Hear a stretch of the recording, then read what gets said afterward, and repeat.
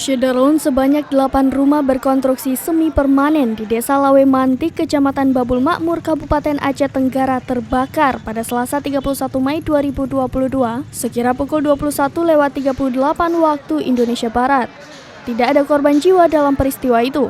Penyebab kebakaran masih dalam penyelidikan aparat kepolisian. Kalaksa Badan Penanggulangan Bencana Daerah atau BPBD Kabupaten Aceh Tenggara, Nazmi, kepada serambinews.com pada Rabu 1 Juni 2022 menyebutkan 2 dari 8 rumah yang terbakar terpaksa dirusak untuk mencegah meluasnya kebakaran. Pada pukul 21.38 waktu Indonesia Barat, petugas BPBD Aceh Tenggara menerima laporan kebakaran dari warga, kemudian menurunkan 6 armada pemadam kebakaran atau damkar.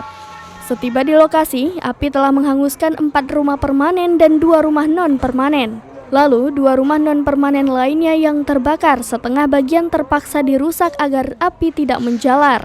Amukan api baru berhasil dipadamkan sekira pukul 22.15 waktu Indonesia Barat. Musibah kebakaran itu berdampak terhadap 8 kepala keluarga atau kakak atau 25 jiwa. Sementara itu, yang mengungsi ke rumah kerabat sebanyak 19 jiwa. Dari Kota Cane, Asnawi Lui, Seram Beyond TV.